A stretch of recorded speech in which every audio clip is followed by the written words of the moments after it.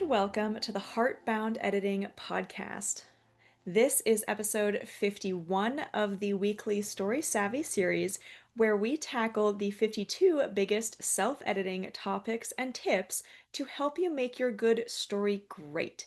As an aspiring author asks me, a developmental editor, all of the questions that you have wanted to. We have covered almost everything in this series so far, including last week's episode on how to best spend your time while you are waiting to hear back from editors or feedback readers. Today, we are going to talk about what to do when they are done. By the end of this episode, you will hopefully be equipped to handle this often emotional and challenging part of self editing calmly and productively. Joining me to ask all of the questions is my friend and co-host, Agnes Wolfe. Welcome. Hi, I'm an aspiring fantasy author who hopes to release her first middle grade fantasy later next year, and also host and founder of Authors Alcove. I'm here today to tackle some best practices and supportive advice in receiving, processing, and implementing outside feedback on our manuscripts. So I just want to take a moment. This is our second to last episode. Cannot believe we're already here. So next episode will be our very last one. Crazy. We've done this for an entire year now. So let's get started. Where do we want to start with this topic? What should we expect from the exact moment a developmental editor like yourself, a beta reader like myself or yourself, or whoever else sends us their feedback on our writing? So, as a bit of a generalization, and this isn't going to be for everyone, but I think that for most people, you should expect it to suck. No matter how emotionally or mentally prepared you are for it or think you are for it, getting that feedback from an outside source is almost always going to be difficult in some way or another. So, what I suggest you expect is, first of all, punctuality. So, if you know, hey, I gave my beta readers a deadline of, let's say, February 10th, then be nice to yourself on February 10th and brace yourself enough that it will be helpful, but not so much that you're stressing over something that isn't actually that big of a deal. And just know what you're going to get into, so that it doesn't blindside you. If you have lived a life or had hobbies or had careers where feedback of similar styles has been a regular occurrence that you've gotten used to, you're likely better prepared than many. But I think that a lot of folks, and particularly writers that I've spoken to, that I've worked with, there is always going to be some level of, okay, did they hate it? Are they going to hate it? I don't like hearing negative or constructive things about my book. So preparing yourself for that moment can really make a difference. And that's really the only thing that I can say for what to expect in the very moment of getting that email or that Zoom call or whatever your arrangement is with those feedback readers.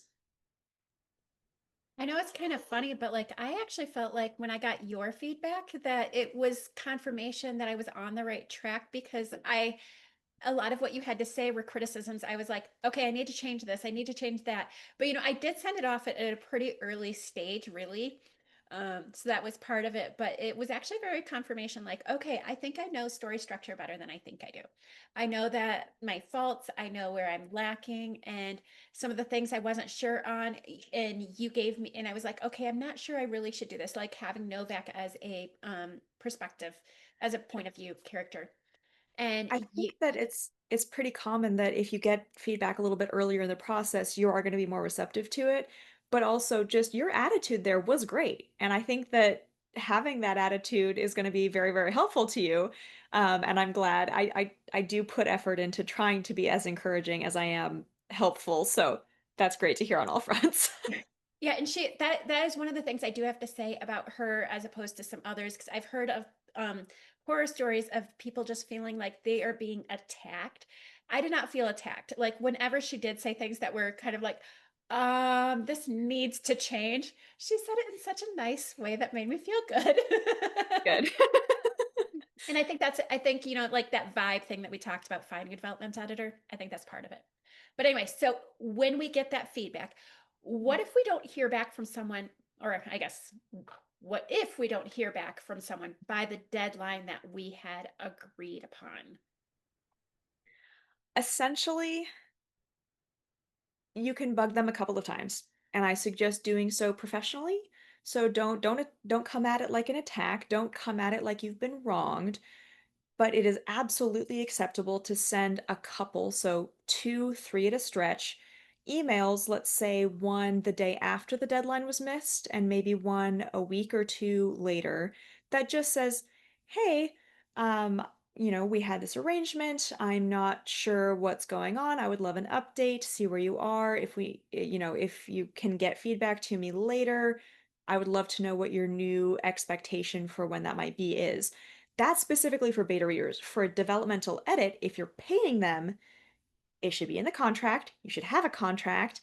And if that contract gets broken, pursue it. They're not your friends, essentially. You are paying them. And as the paid professional, it is our job to meet deadlines. It is our job to uphold the promises that we made, meet our obligations. And if they don't, there should be legal recourse for you in a contract to get your money back or get a discount if they are still going to give you feedback just delayed. And it's a reality that you often have deadlines stacked on top of each other. If you're expecting your developmental feedback back by a certain date, you probably have a line editor or a copy editor lined up for a reasonable time after that. And if your developmental editor is weeks late, that's going to throw off your entire schedule. So you might lose deposit payments with other professionals. Everything else down the line can get screwed up by that.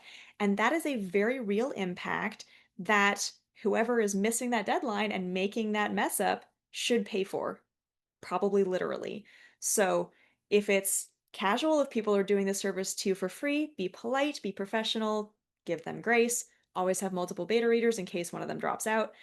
But when it's professional, stand your ground, hold your boundaries, know your rights, and pursue them as needed. Okay, so back to the main topic for today. What are some common pitfalls or mistakes around reading outside feedback you've either fallen into yourself as a writer or seen others make? Sure. So, for myself, one of the biggest mistakes that I've ever made around receiving feedback was thinking that I was a better writer than I am, and I think that that's pretty common. When I finished writing my first book, I thought I was the bee's knees. I thought this was the best book ever written, and on one hand, that helped me get the book written, and then I started getting feedback, and it was a little bit brutal, but it needed to be because I needed a lot of help on it. And the realization that I came to was, "Oh, I need to apply the same processes and mindsets and criticisms that I am good at doing for other people's work on my own." And that sounds like it should be obvious, but it wasn't obvious to me at that time. So I set it aside for months. And when I came back to it, I was able to view it more like an editor than the person who wrote it, and went back to the feedback documents that I'd gotten from my beta readers and was able to do a lot more with that. Some of the common pitfalls that I've seen other folks make just includes expecting praise more than feedback. And if that's what you want, especially from a free beta reader, tell them. That's all I can really say. I do free beta reads now and then. I've got a group that I run that I do that in. And if someone's like, "I just need encouragement," or "I mostly need encouragement on this," I am happy to do that. 9 out of 10 of my comments will be, "Oh, I loved this moment. Oh, that's a great line. Oh, I love this character. Oh, you have an animal familiar. I love that." And then like 1 in 10 will be something along the lines of, "This scene feels a little bit slow. Do you want to trim some of the stuff out?" Or, "Do you want to consider moving this scene earlier?" Whatever. So, if you're not open to significant criticism or really constructive feedback, be clear about that. And if you get something outside of those requests, you need to be prepared to ignore it rather than getting upset about it. Another common pitfall that I've seen is just that people don't get emotionally involved in it. They don't get upset, but they also don't take it seriously. So they will read something and on their first knee-jerk reaction go, nah, and then never come back to it, never give it the consideration that personally I would probably think it deserves.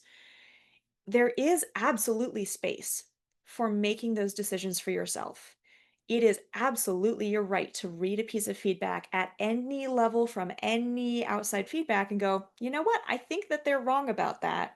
Or I want to take a completely different approach to fixing this issue than the one they recommend. But don't take that too far. If you're paying a professional, especially, you should probably weigh their advice like they're a professional. So, by all means, dismiss a piece of advice, but don't do so quickly or rashly. If you don't like it, highlight it, mark it, whatever, and then reread the feedback document a couple of times. Come back to it when maybe you're in a different headspace, when you've had more sleep, whatever the situation is, and if you're going to scrap it, do so very purposefully and make sure that you can articulate why. I'm sure there are other pitfalls that I've seen that I've experienced, but those are kind of the big ones that I can think of right now. So if folks have other ones that they would like to mention, comment those and I'll see if I have further thoughts on it. This is kind of piggybacks on yours, but having talked to a lot of writers, I find it interesting why people choose not to have beta readers. And then I also have found it interesting on what people have said about beta reading. Mm. And one of the things that I have heard from many of them is when they first got back from either a developmental editor or a beta reader, and they were like, I disagree, I disagree, I disagree. And they just thought, I'm a terrible writer. And they set it aside and actually that had served them well because when they picked it back up, they were able to see it with fresh eyes. And then they're like, oh, this makes a lot of sense. And talking to beta people who had beta readers and they totally disagreed with it and they were like, I'm never having a beta reader again. One of the things that I have heard that I definitely agree with is actually I wish I had the quote, but it's from Stephen King, and he talked about how your readers usually are right about what is not correct. They're just usually wrong about why. And the one thing that because you are not the only developmental editor that I've talked to, you're my favorite, but you are not the only one. And the thing that I have heard back from all developmental editors is that the edits are usually so much smaller than the writer thinks. And so I think when you hear the feedback of like, oh my goodness, this doesn't work, you need to scrap this entire thing. They might be right, it doesn't work, but you probably don't have to scrap the whole thing. You might just have to write a sentence or a paragraph or even just moving something. Anyway. No, I think that's a great point. And specifically to that, when you're reading through feedback, by all means, always try to interpret smaller. So absolutely what you were just saying, but perhaps phrased more from an editor's standpoint, if you get feedback of this character isn't acting like themselves in this scene, if you're in an emotional place, if this is, close to your heart, or if you're just that kind of person, if this is how your brain works, one interpretation of that is I need to go change how this character acts in every part of the book. I need to completely overhaul the character arc. This is going to take months. I don't know how to do this. Take a breath and interpret smaller. Go, okay, I need to change that one word describing their body language here so that it better fits everything else.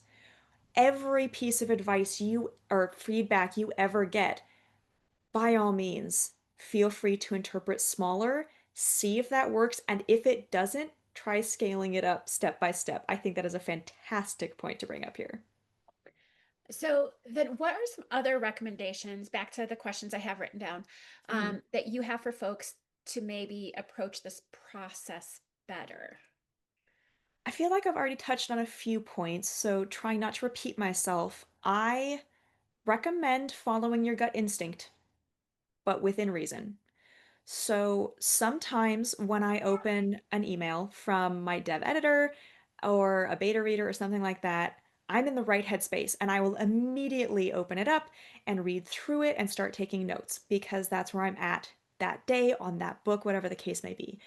There are other books, other days, other beta readers, whatever, where I open the email and I just get that like cold flash inside and I'm just like, I can't do this right now. And I will download the document and I will reply saying, thank you very much. I will read this when I have a chance. And then I go about my day like that didn't happen at all. So it's important to pay attention and not hurt yourself or the creative process by trying to do what you can't at a given moment. However, you do need to come back to it at some point if you do set it aside on a given day. So give yourself grace, but also hold yourself accountable on a slightly larger scale. The other pieces of advice that I have are take notes while you're reading through the document the first time. I've said this so many times. I really hope you have some sort of notes document separate from your manuscript where you can jot things down. So have that open next to your feedback document. And as you're going through, what I very specifically recommend is as you're reading through your feedback, when you see something that you're like, oh yeah, I can do that in 5 minutes, put that in your notes and just keep reading through, but essentially scrolling past the stuff that you feel resistance to, that you're not sure you agree on, that you're not sure you understand, that feels intimidating, whatever. But on your very first read of that feedback, pull out the things that you're like, yep, I can do that. Yep, I can do that. And before you do a second read of the feedback, go do those quick and easy things. That's going to give you a win right off the bat. And I think that that is huge because after you've gone and you've done these things that are easy, that are very tangible and understandable, and you totally agree with, you're gonna be more open to the other stuff. And perhaps now that you've fixed those quick and easy issues, as you do your second and third and fifth and 10th read through of the feedback, whatever is needed and whatever fits your personality, some of those remaining issues may already have been fixed by what you already did.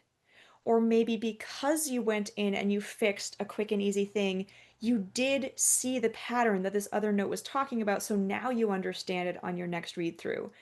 Taking those notes, doing the quick and easy things first, I think is super, super helpful.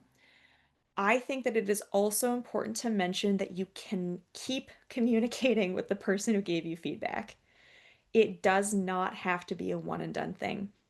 If that is the situation, if the editor is the kind of editor who doesn't want to hear from you ever again after you edit for them, which is not me, then sure.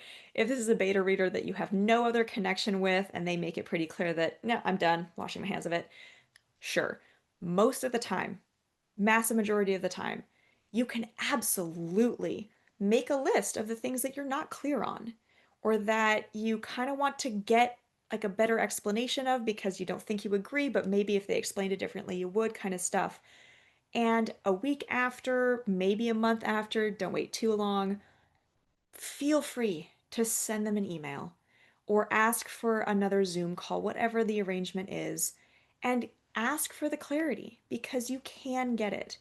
And just the act of articulating, hey, I didn't understand what you meant really when you said this scene felt comical, and I absolutely wasn't going for that. Can you talk me through that a little bit more?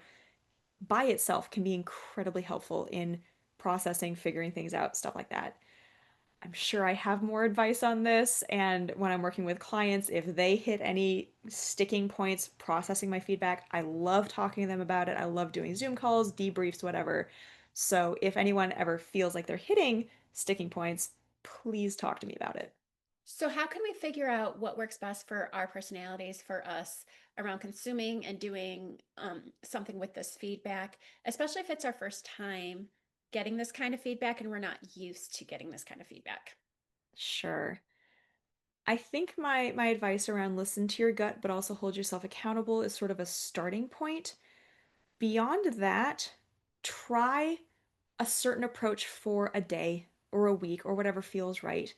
So if, let's say you're new to this is your first time getting feedback, for the first week, try the approach of I'm going to be kind to myself and I'm going to let it sit and I'm going to let it process and I'm just going to try to let it sort of subconsciously filter into emotions. At the end of that week, if you still haven't gotten anything done, that's probably not the right approach for you. So, second week, let's try taskmaster approach where I am absolutely going to force myself to do X, Y, and Z on this timeline and I'm not going to do anything else and I have to meet these deadlines. If at the end of the week you have gotten stuff done, but you really don't want to ever touch this project again as long as you live, that's also probably not the right approach for you. So feel free to experiment. And in doing so, just make sure that you give yourself a deadline so that it doesn't become just prolonged failure. And try both extremes. Try options that you hear about other authors using. Ask authors that you know, hey, what do you do? Maybe I'll try that for a week. And over time, so over, maybe a couple of months, which is totally reasonable for self-editing with this feedback, you can, even if it's your first book, even if it's your first time getting feedback, develop these patterns for yourself. And I do recommend when something works for you, write it down.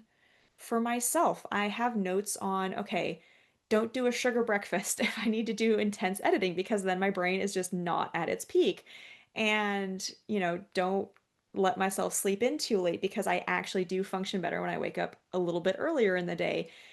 Have this certain music going on. When I find something that works, I write it down. But the caveat to that is people change. So if you're writing, let's say, one book a year, so you're going through this process about once a year, it is totally reasonable and normal that what worked perfectly for your process last year might need adjustments and tweaking and additions and rethinking the next year. So have grace for yourself, but do try not to forget a great little trick that worked for you if it's going to keep working for you. So I have a lot of thoughts on this next topic. So I'm curious what you're going to say, and you're probably going to say exactly what's on my mind, but can we just touch back on what role our non-negotiables that we talked about forever ago should be playing right now in the process? This is where they come into full use. You should have them written down. If you didn't do that back in that episode, whatever that was, write them down now. And I recommend having it visually in your field when you're looking at your work, especially when you're reading the feedback. So I will put it on a sticky note and I will stick it to my laptop screen. Having that boulder, like we were talking about, established is going to help you build the path around it. If your non-negotiable was, let's say, something like my antagonist is actually a good person, which is going to force the reader to see my protagonist as perhaps morally gray or an anti-hero. And you get feedback of going, I don't think your antagonist is actually an antagonist. They're not acting like a villain. What do you mean this is the antagonist? You keep framing them like that, but they don't feel like that. What are you doing? You've written down what your non negotiable is. Ignore any of the feedback that you don't think works with that. It is important to still read that feedback. So if you see a note that starts with, your antagonist has blah, blah, blah, finish reading the paragraph and maybe take a breath with it and decide for yourself, okay, could I tweak a sentence here and there just a little bit without compromising my non negotiable that would still address this piece of feedback, let's say 10%? Okay, cool. Maybe you want to do that. But at the end of the day, if you have a very solid non-negotiable and you're getting feedback around it, delete those comments. Like that's the entire point because you want to still love your book and you want to have that armor of knowing, you know what, this is the one thing you don't get to touch. This is my boundary. And frankly, having that non negotiable, knowing that one specific as you can thing that does not get touched is going to make everything else so much easier. Because, of course, you can change that. It's not your non negotiable, it's not that big of a deal. Oh, you want me to, completely rearrange these 5 scenes? I mean, that doesn't touch my non negotiable, sure. So non-negotiables aren't just about what doesn't get touched.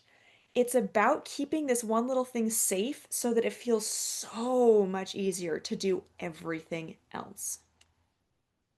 Like you had said, I think it is important that we even read it, even if we choose not to listen to it, because I actually think that hearing people's feedback on your non-negotiables, especially if it's against it, um, can actually help strengthen why you have it as a non-negotiable. And it might actually be like, okay, they didn't like this, but you know what? Maybe it's because I haven't built up why this is so important.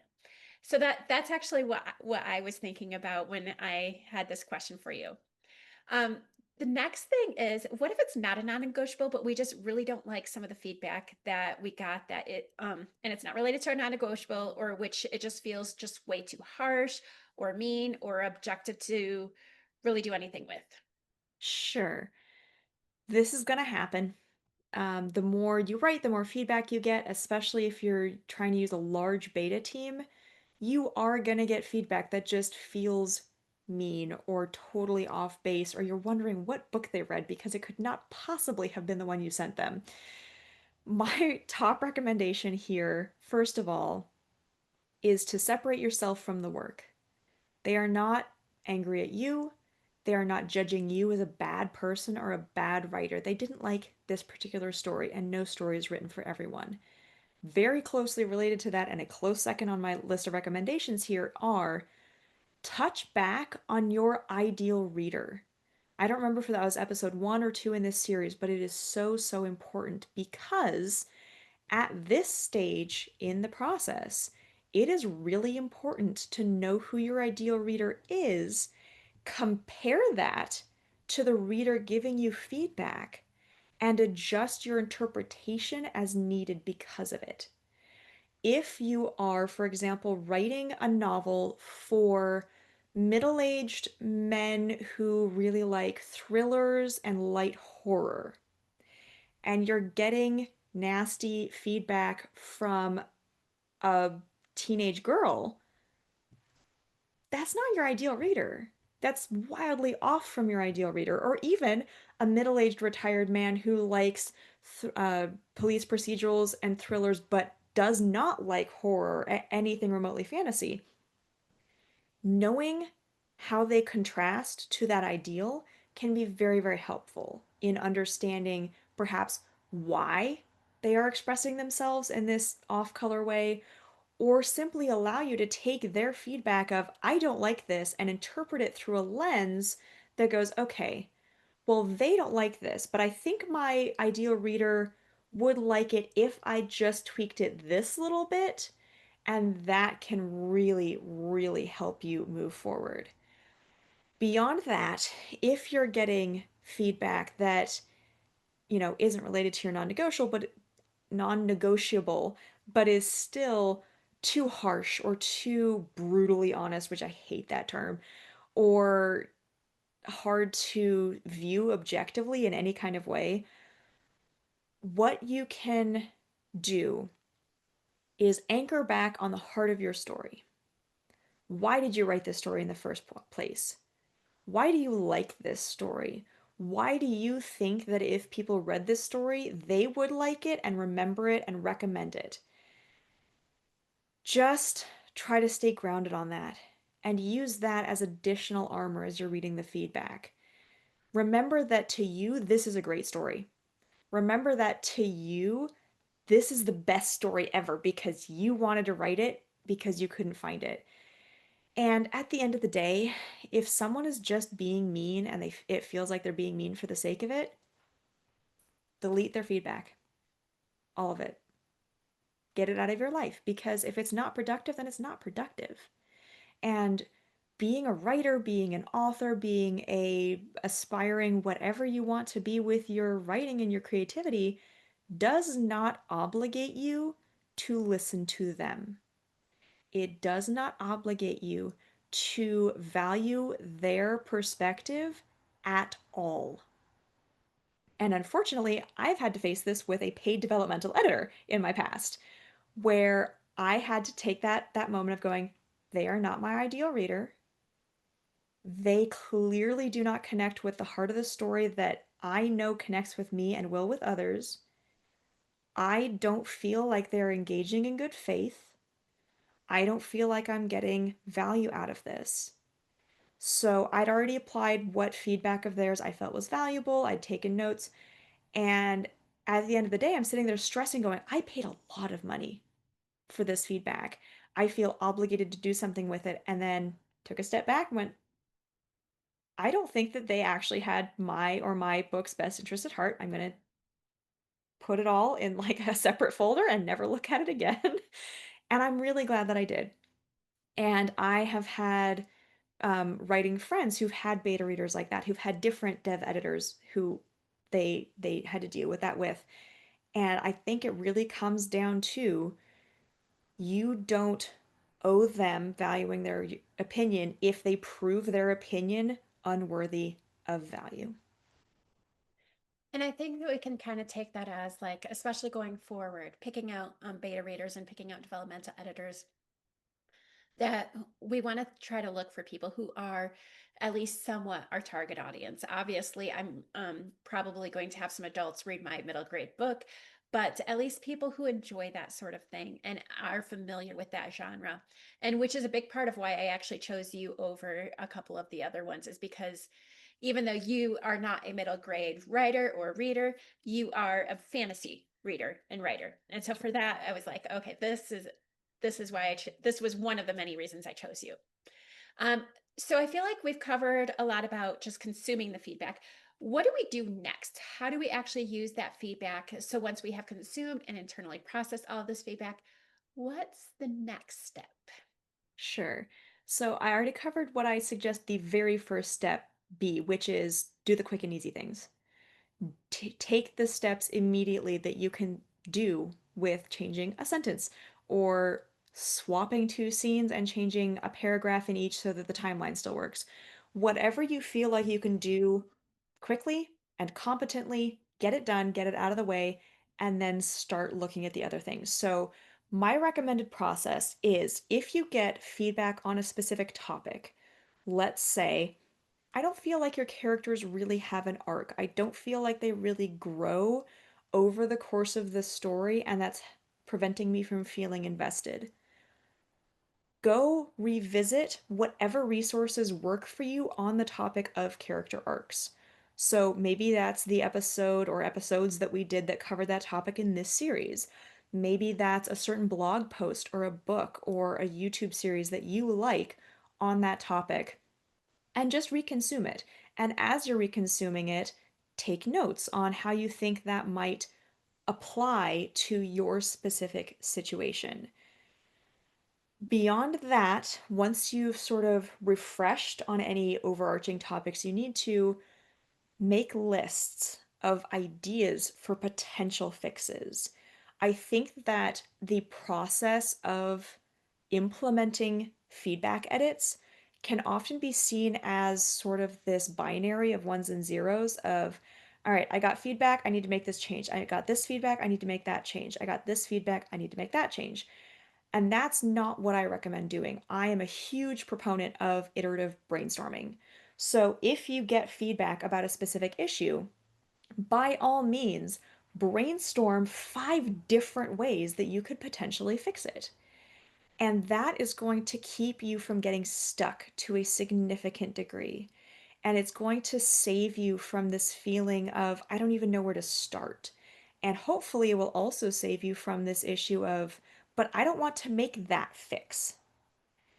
When you give yourself options, and ideally options that sort of explore a wider range of considerations around a piece of feedback, I think that that can be incredibly helpful in keeping the creative flow going and keeping things productive and actually getting through feedback instead of just reading it over and over and over, waiting for that sort of spark of inspiration where you finally know how to fix the thing. Beyond that, I recommend trying to plan out what changes you want to make sort of all together and then going and applying them all. It can be really, really tedious and waste time if you get one piece of feedback, let's say about an act structure issue, so you want to shift some things around a little bit. So you do that. And then another piece of feedback is now much harder to apply because you've changed the order of things or you've introduced a new issue that now needs to get changed. So, like I've been doing through this entire series, I recommend plan out all the changes you're going to make in a round of editing, make sure that they all work together, and then go in and apply them.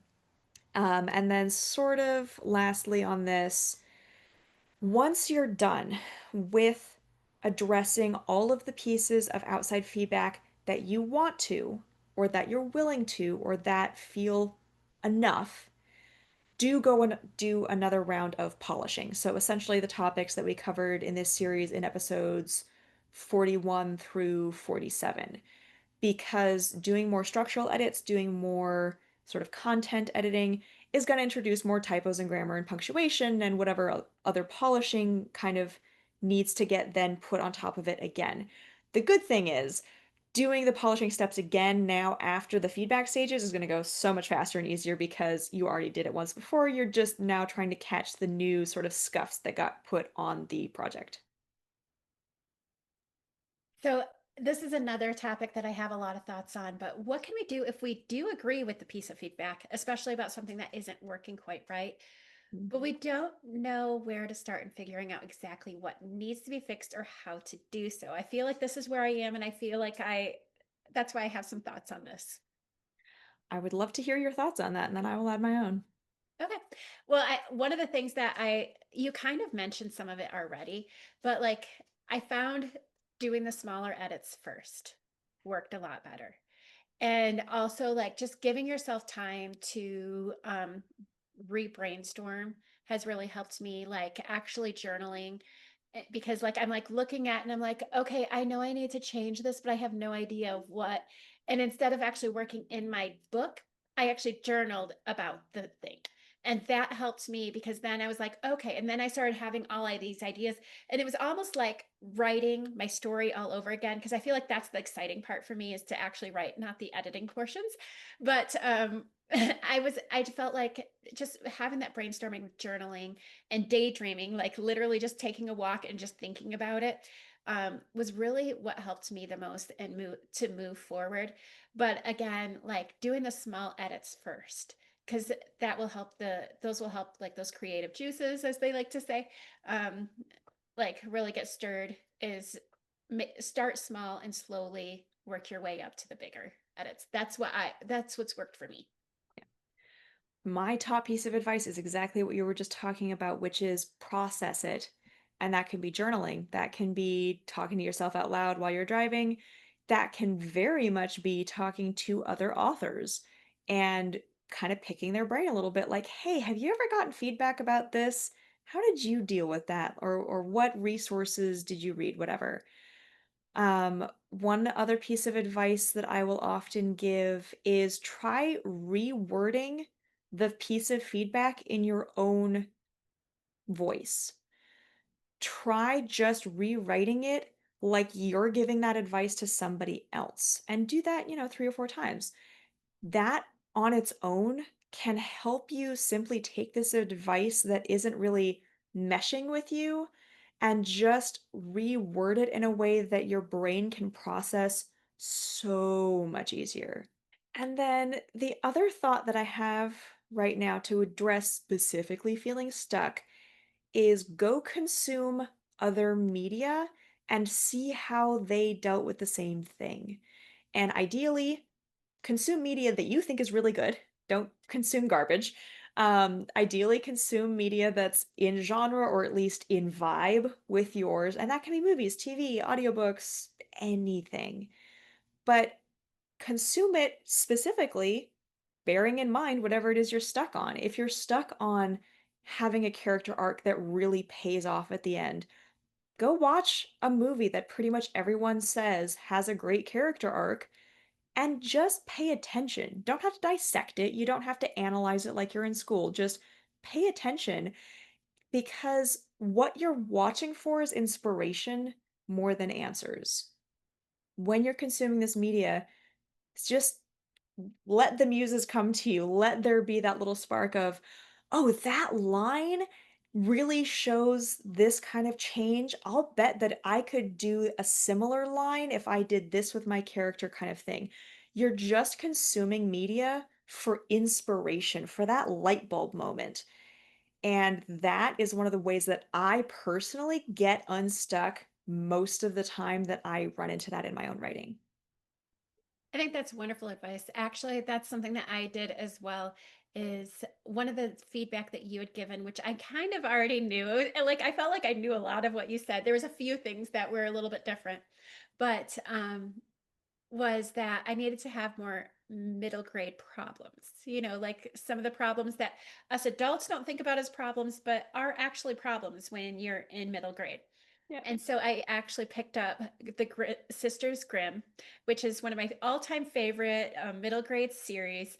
I've read it so many times. I've read it to each of my girls. We're reading it again. And that actually helps me remember, okay, this is what a middle grade mind is like. These are the middle grade problems. And that's wonderful advice.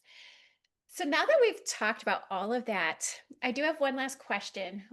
What happens after that? What happens last in self-editing? I suppose since we are just about the end at the end of our series, what are the big picture next steps after finishing the self-editing? We do based on the outside feedback we get. This is largely what the next episode is going to go into. And specifically for self editing, like I said, the next steps are line editor or a copy editor.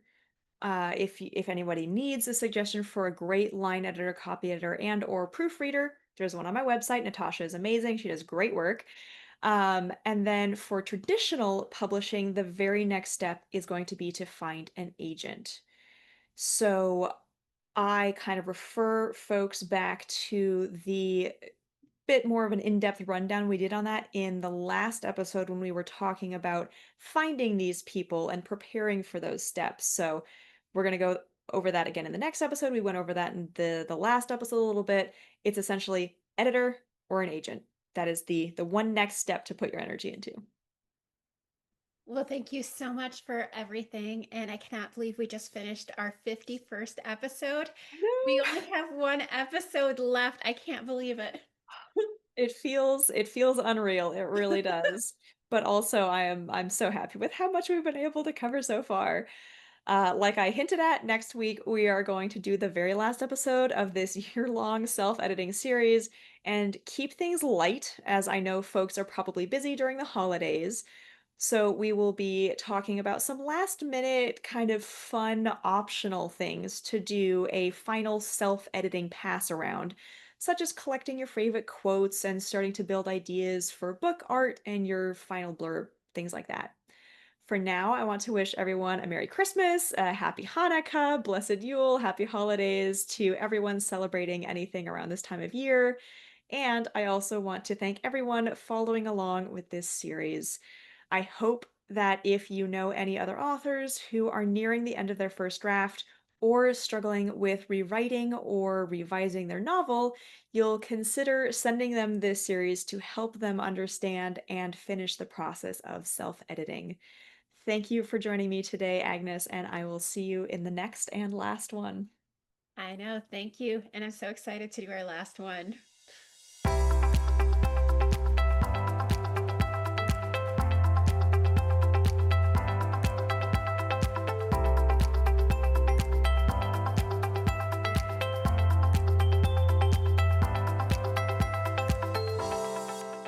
Thank you so much for listening to the Heartbound Editing Podcast. I look forward to bringing you more content to help you make your good story great so it can change lives and change your world. Follow along to hear more, or visit my website linked in the description to learn how I can help you and your story to flourish. See you next time.